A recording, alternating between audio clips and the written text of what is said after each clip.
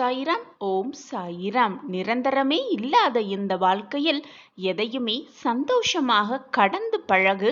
எப்பொழுதுமே மனதை நிம்மதியாகவும் சந்தோஷமாகவும் வைத்துக்கொள். அதுவே உன் வாழ்வை சந்தோஷத்திற்கு அழைத்து செல்லும். எப்பொழுதும் கண்மணியே, நான் கூறுவது இன்றே உனக்கு பலிக்கும் பார். கேட்டுப்பார், பிறகு புரியும் என் வாக்கின் அர்த்தம் என்ன என்று. குழந்தையே, யாராவது உன்னை அவமானப்படுத்துகிறார்கள் என்றால் அவர்களுக்கு வார்த்தைகளால் பதில் சொல்லாதே, உன் வாழ்க்கையால் அவர்களுக்கு பதில் சொல்ல பழகு. உன்னுடைய தலை நிமிர நிமிர நிச்சயமாக உன்னை வேதனைப்படுத்தியவர்கள், உன்னை காயப்படுத்தியவர்கள் அனைவரும் தலை குனிய செய்வார்கள். இது நிதர்சனமான உண்மை. மற்றவர்கள் விருப்பத்திற்காகத்தான் வாழ வேண்டும் என்றால் அப்படி ஒரு வாழ்க்கையை ஒரு பொழுதும் வாழாதே என் கண்மணியே. ஏனென்றால் இது உன் வாழ்க்கை. இந்த கிடைத்திருக்கும் அற்புதமான பொக்கிஷமான வாழ்க்கையை சந்தோஷமாக வாழ், நிம்மதியாக வாழ். மற்றவர்களிடத்தில் அதிக உரிமை இருக்கிறது என்று நினைத்து கொண்டு அதிகமாக பேசி வருந்துவதை விட மௌனமாக இருந்து மற்றவர்களுக்கு தொல்லை தராமல் இருப்பதே மிகவும் நல்லது. உன் வாழ்க்கையை நீ பார். உன்னை மாதிரியே மற்றவர்களையும் நல்லவர்களாகவே எப்பொழுதும் நினைத்து விடாதே. ஒவ்வொருவரும் ஒவ்வொரு விதமான மனநலன்களையும் குணநலன்களையும் கொண்டவர்கள் என்பதை மறந்து விடாதே என் கண்மணியே. பணம் மகிழ்ச்சியை தரலாம், ஆனால் நல்ல குணத்தை தராது. பணம் அதிகமாக இருப்பவர்கள் நல்லவர்கள், குறைவாக இருப்பவர்கள் தீயவர்கள் என்ற எண்ணத்தை உன் மனதிலிருந்து தூக்கி எறி. யாராக இருந்தாலும் நல்லவர்களா தீயவர்களா என்பதை ஆராய்ந்து பின் அவர்களோடு பழகு. உன் வாழ்வு மகிழ்ச்சியான பாதையில் செல்வதற்கு உன் சாயப்பா உத்திரவாதம் தருகிறேன். எப்பொழுதும் உனக்கு துணையாக உன் அப்பா இருக்கும் பொழுது உன் வாழ்க்கை தவறாகவோ பொய்யாகவோ போய்விட உன் அப்பா விடுவேனா? நிச்சயமாக விடமாட்டேன். நீ என் பிரியமான குழந்தை. உன் சாயப்பா உனக்காக கூறும் அருள்வாக்கோ சத்திய வாக்கோ எப்பொழுதும் பொய்யாகாது. நான் உன்னுடன் தான் இருந்து கொண்டிருக்கிறேன், உன் மனதில் தான் வசித்து கொண்டிருக்கிறேன், உன் வீட்டில்தான் நிரந்தரமாக அமர்ந்தும் இருக்கிறேன். என்னை மீறி உன் வாழ்க்கையில் எதுவும் தவறாக நிகழாது, நடைபெறவும் நான் விடமாட்டேன். என் பார்வை உன் மீது எப்பொழுதும் உள்ளது. ஏதாவது மனம் வருத்தம் வந்தாலோ சோகம் வந்தாலோ என் கண்களை நன்றாக உற்றுப்பார். என் நாமஸ்மரணத்தை உன் மனதிற்குள் சொல்லிக்கொண்டே இரு. அப்பொழுதே ஒரு புது தெம்பு உன் மனதில் படர்வதை நீ கண்கூடாக உணர்வாய். உடனே உன் வாழ்க்கையில் நீ வெற்றியடைவதற்கான பாதையும் வெளிச்சமும் உன் கண்களுக்கு கண்கூடாகவே தெரியும். இது உன் சாயப்பா உனக்காக கொடுக்கும் சத்திய வாக்குதான். என் வாக்கு என்றாவது பொய்த்ததுண்டா? நிச்சயமாக கிடையாது. என்மேல் முழுமையாக நம்பிக்கை வைத்திருக்கும் யாரையும் நான் கைவிட்டதும் இல்லை, விலகி சென்றதும் இல்லை. காலம் எப்பொழுது வேண்டுமானாலும் யாருக்கு வேண்டுமானாலும் மாறத்தான் செய்யும். அந்த காலத்தை நான் எப்படி கையாள்கிறோம் என்பதில்தான் நம்மளுடைய முழு வாழ்க்கையே அடங்கி இருக்கிறது. ஒன்றை நன்றாக புரிந்து கொள் என் கண்மணியே. காலம் சென்றால் திரும்ப வரவே வராது. என் அன்பு பிரியமே, சிங்கத்தின் இரைக்காக மட்டுமே மான்கள் படைக்கப்பட்டிருந்தால் அதற்கு வேகமாக ஓடும் கால்களை இறைவன் படைத்திருக்கவே மாட்டான்.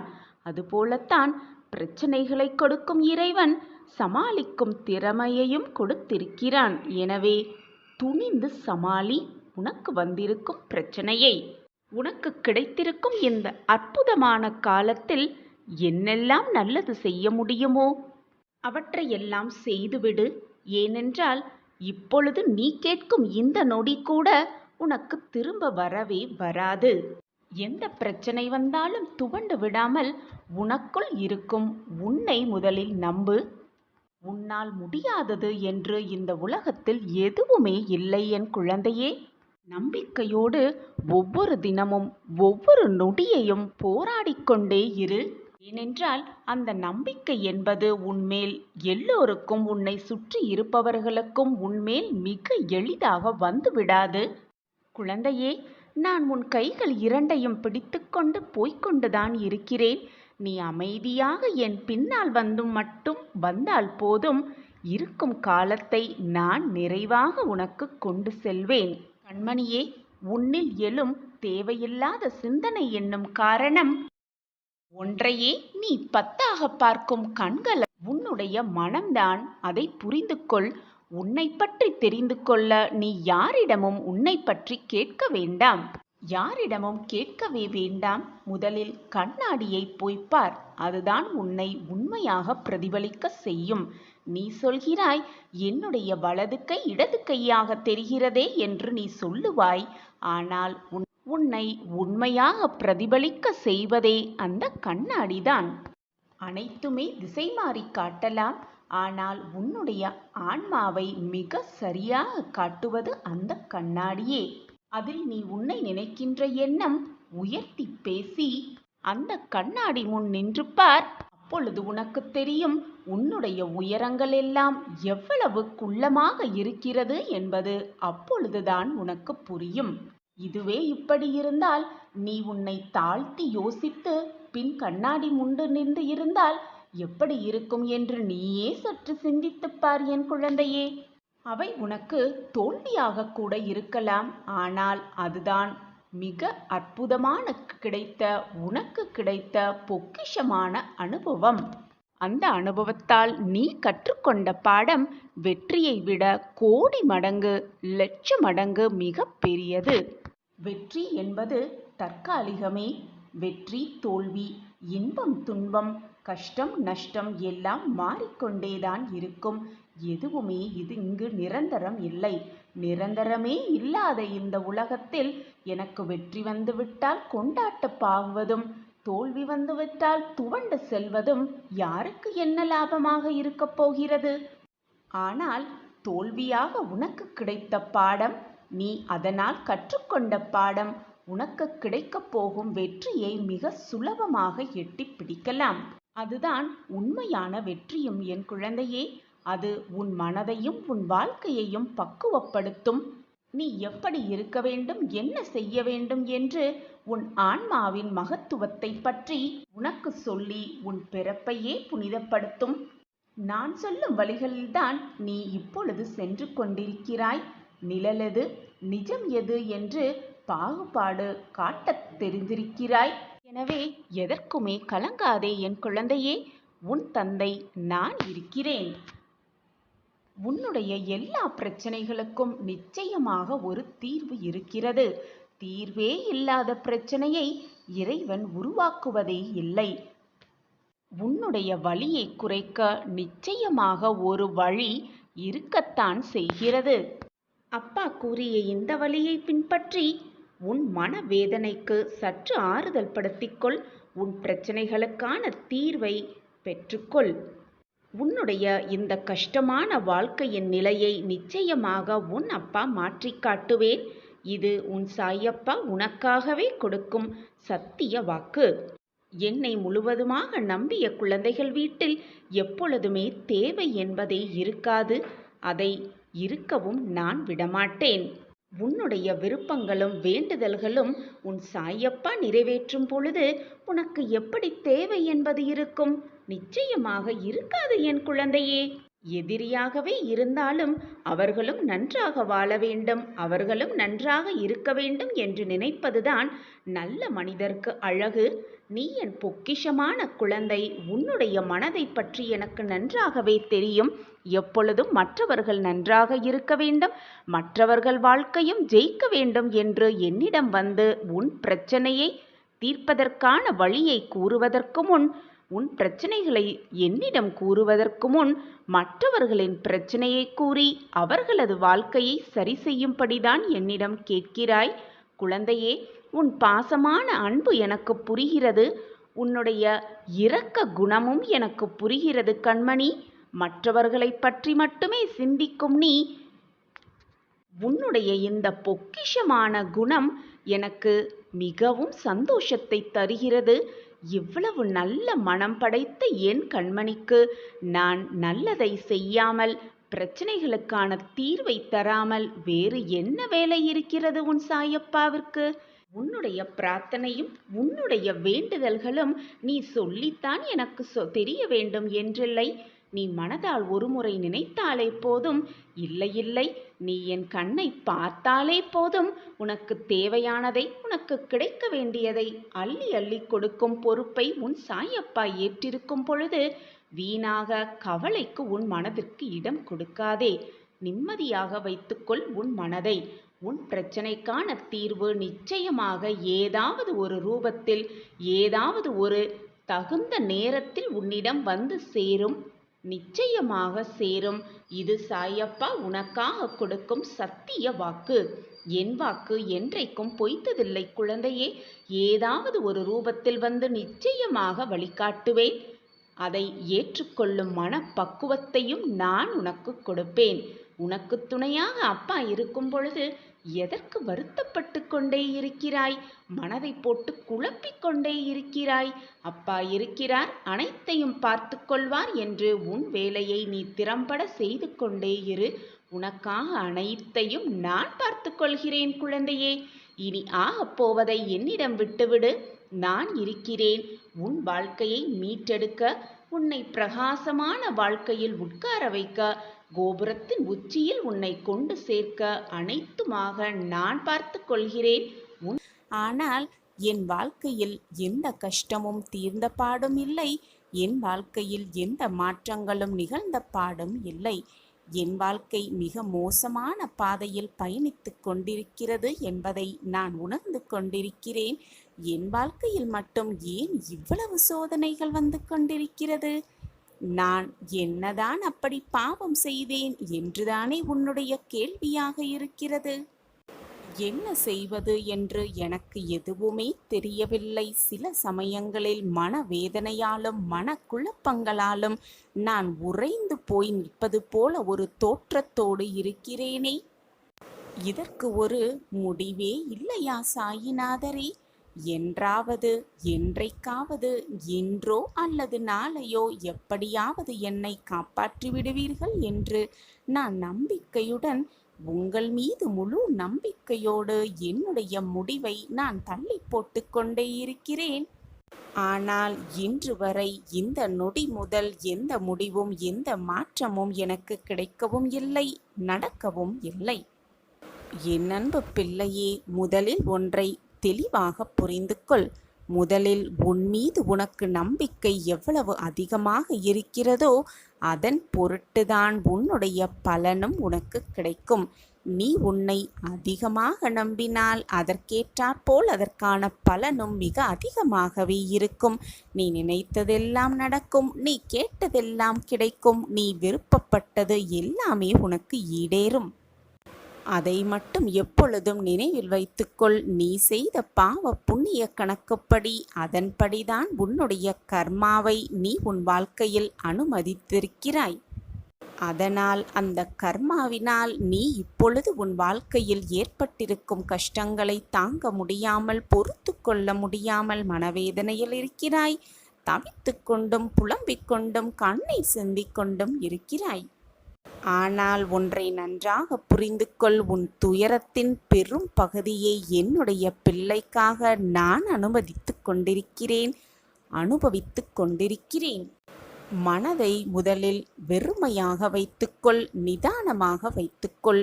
எந்த ஒரு நிகழ்வுகளையும் உன் மனதிற்குள் அனுமதிக்காதே. தேவையில்லாத சிந்தனைகளை உன் மனதில் இனி எழுத்த வேண்டிய தேவையே இல்லை, அவசியமும் இல்லை.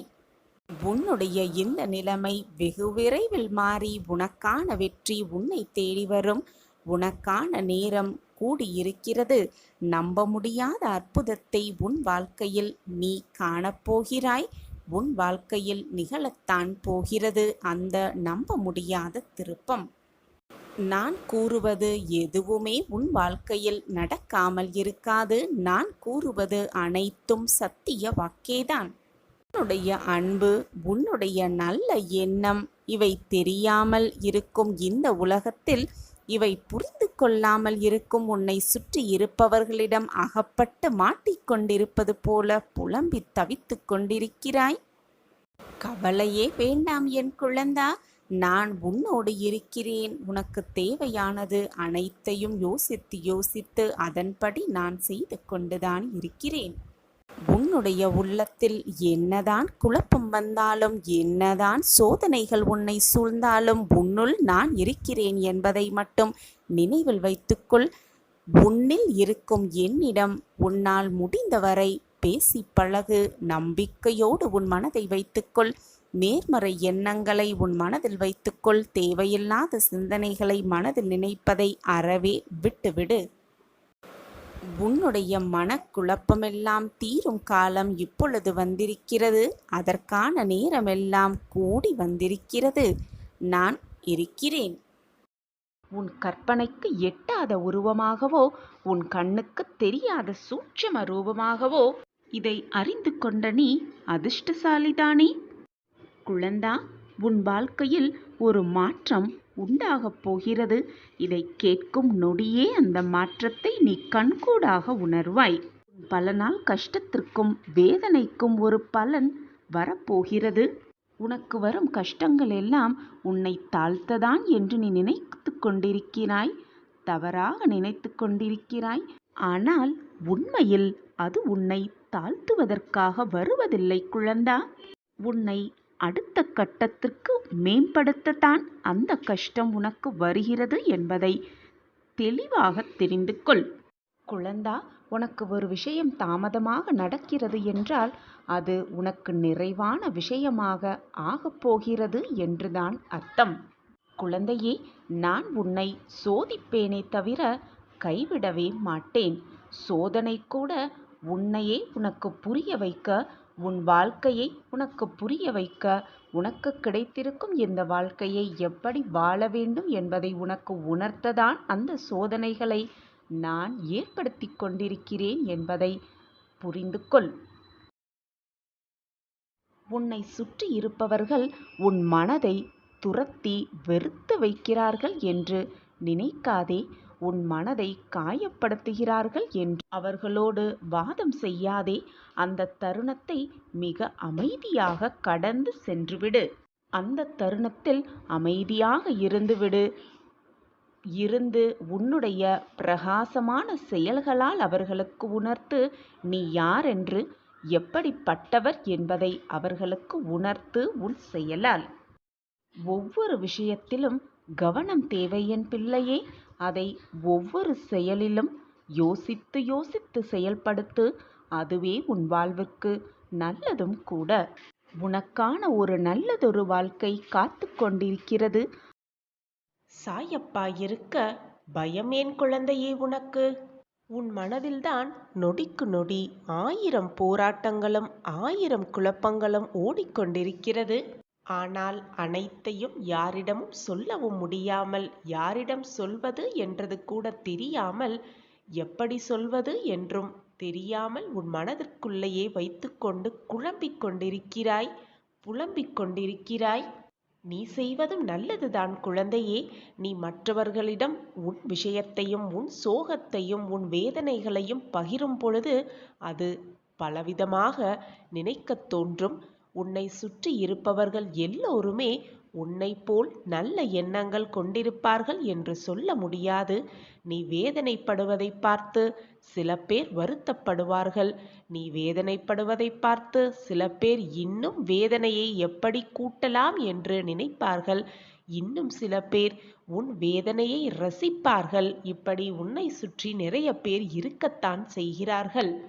நம்மளுடைய பிரச்சனைகளையும் சோதனைகளையும் யாரிடம் சொன்னால் மனது பாரம் குறையும் என்று நினைத்து கொண்டு வீணே போய் பிரச்சனைகளில் நீயே மாட்டிக்கொள்ளாமல் இருப்பதே ரொம்ப நல்லது என் குழந்தையே.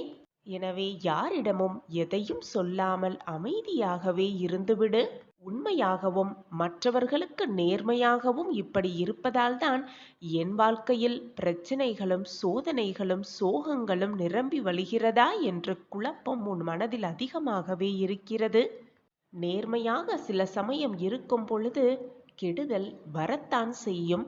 அதற்காக உன்னுடைய நல்ல எண்ணங்களையும் நல்ல வழிகளையும் மறந்துவிட்டு தவறான வழியில் நீ சென்றால் இதைவிட பல இன்னல்களை சந்திக்க வேண்டும் குழந்தையே.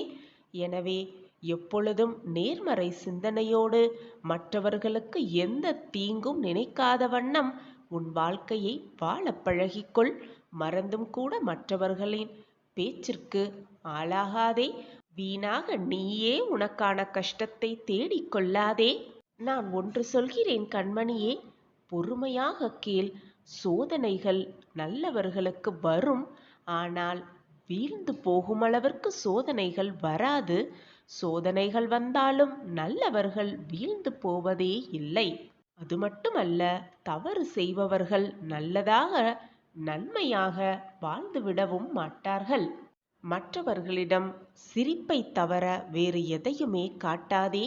எது நடந்தாலும் உன் மனதை யார் காயப்படுத்தினாலும் அமைதியாக ஒரு புன்னகையை செய்துவிட்டு அந்த இடத்திலிருந்து நகர்ந்து விடு. இப்படி செய்வதால் நீ கோழை என்றாகிவிடாது என் குழந்தையே. எப்பொழுதுமே தொடக்கம் கடினமாக இருந்தால் முடிவு சுலபமாகவே இருக்கும். அதுபோலத்தான் உன் வாழ்க்கையில் சோதனைகளும் கஷ்டங்களும் உனக்கு அதிகமாக வருகிறதென்றால் நல்லது, சந்தோஷம், இன்பம் எல்லாம் ஒன்றோடு கூடிக்கொண்டு வரப்போகிறது என்றுதான் அர்த்தம். உன் வாழ்க்கை நிச்சயமாக பிரகாசமாகவே இருக்கும். உன் கஷ்டகாலமெல்லாம் முடிந்துவிடும் நேரம் நெருங்கி இருக்கிறது என் பிரியமே. நீ இதுநாள் வரை செய்த புண்ணியமும் தர்மமும் உன்னுடைய இக்கட்டான சூழ்நிலையில் உன்னை நிச்சயமாக வந்து காப்பாற்றும். தர்மம் தலை காக்கவே செய்யும். கஷ்டங்களும் சோதனைகளும் எனக்கு மட்டும் வந்து கொண்டே இருக்கிறதே என்று கலங்காதே. நான் உனக்கு சோதனைகளை தருவது உன்னை திருத்துவதற்காக, உன் வாழ்க்கையை நீ புரிந்து கொள்வதற்காக, உன்னையே நீ புரிந்து கொள்வதற்காகவும், உன் வாழ்க்கையை புரிந்து கொண்டு அந்த வாழ்க்கையை எப்படி திறம்பட செலுத்தலாம் என்பதற்காகவும் தான் உனக்கு சோதனைகளை தருகிறேன் என் குழந்தையே.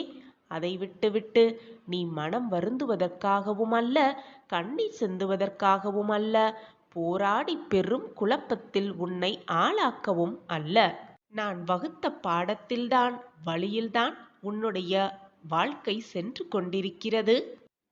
பிரியமே, வாழ்க்கையில் நீ சந்திக்கும் ஒவ்வொரு துன்பமும் உன்னை ஒரு படி மேலே ஏற்றிவிடத்தான் வருகிறது என்பதை தீர்க்கமாக நம்பு. எனவே எதற்கும் சோர்ந்து போகாதே. கஷ்டங்களும் நிரந்தரமில்லை, உன்னை கஷ்டப்படுத்தியவர்களும் உனக்கு நிரந்தரம் இல்லை. நிரந்தரமே இல்லாத இந்த உலகத்தில் உனக்கு வந்திருக்கும் பிரச்சனைகளையும், உனக்கு வந்திருக்கும் சூழ்நிலையையும், உனக்கு வந்திருக்கும் சோதனைகளையும் கண்டு நெஞ்சு உடையாதே. உன்னுடைய வாழ்க்கையில் நல்லது நடத்துவதற்காகவே நான் இங்கு ஷீரடியில் அமர்ந்து கொண்டு உனக்காக வேலை செய்து கொண்டிருக்கிறேன். உன் வருகைக்காக காத்து கொண்டிருக்கிறேன். என்னிடம் ஓடி வந்து என் வாழ்க்கையில் மாற்றங்கள் நிகழ்ந்துவிட்டது சாயிநாதரே, நான் இப்பொழுது சந்தோஷமாகவும் மனமகிழ்ச்சியோடும் இருக்கிறேன் என்று நீ சொல்ல போகும் அந்த ஒரு வார்த்தைக்காகத்தான் நானும் உனக்காக காத்து கொண்டிருக்கிறேன் என்னுடைய தர்பாரில். எது வந்தாலும் அப்படியே ஏற்றுக்கொள்ள பழகிக்கொள். எது போனாலும் அப்படியே விட்டுவிட பழகிக்கொள். ஏனென்றால் உனக்கு நான் எதை கொடுத்தாலும் அது நல்லதற்காகவே கொடுப்பேன், நல்லது செய்வதற்காகவே நிகழ்த்துவேன் என்பது உனக்கு புரியும் தானே? இந்த சாயியின் வாக்குப்படி வரவேண்டியது வரவேண்டிய நேரத்தில், வரவேண்டிய சமயத்தில், வரவேண்டிய நொடியில் வந்தே தீரும். கலங்காதே. உன்னுடைய அத்தனை கஷ்டங்களுக்கும் கூடிய விரைவில் ஒரு தீர்வு கிடைக்கப் போகிறது. அந்த தீர்வு உனக்காகவே காத்து கொண்டிருக்கிறது. உன் வாழ்க்கை புதுப்பிக்கப்படும் நேரம் உன்னை நெருங்கிக் கொண்டே இருக்கிறது. ஏதேனும் ஒரு வழியையும் உன் கேள்விக்கான பதிலையும் நிச்சயமாக ஏதாவது ஒரு ரூபத்தில் நீ அறிந்து கொள்வாய். நான் அதை உனக்கு உணர வைப்பேன். சந்தோஷமாக இரு என் பிள்ளையே. அனைத்துமே வெற்றிகரமாகவே முடியும். என் அன்பு பிள்ளையே, குழம்பி தவிக்காதே. உனக்கான செம்மையான வாழ்க்கை உன்னை தேடி வரவிருக்கிறது. இதோ வந்து கொண்டே இருக்கிறது. அப்பொழுது உன் வாழ்க்கையில் கெட்ட நேரம், உன்னுடைய மனக்கவலை, கஷ்டங்கள் எல்லாமே இருந்த இடம் தெரியாமல் உன்னை விட்டு விலகி ஓடிவிடும். நான் உன்னுடன் தான் இருக்கிறேன் குழந்தையே. உன் மனதை போட்டு குழப்பும் பிரச்சனை வெகு விரைவில் சரியாகிவிடும், தீர்ந்தே விடும். விரைவில் உனக்கான அதிசயம் நடக்கும். நீ மகிழ்ச்சியடையப் போகிறாய். நான் இருக்கிறேன். நான் இருக்கும் வரை ஒருபோதும் நீ கலங்க வேண்டிய அவசியமே இல்லை. என் மீது நம்பிக்கை கொண்டு என் வாழ்க்கையை காப்பாற்றுங்கள், எனக்கு நல்ல வழியை காட்டுங்கள் என்று நீ எப்பொழுது என்னிடம் உன் கரங்களை ஏந்தினாயோ அப்பொழுது நேரம் காலமில்லாமல் அப்பொழுதிலிருந்து என்னுடைய ஆசிர்வாதத்தை நான் உனக்கு வழங்கிக் கொண்டே இருப்பேன். தேவையில்லாத மனக்குழப்பம் உனக்கு வேண்டவே வேண்டாம். நான் இருக்கிறேன், எதற்குமே கலங்காதே.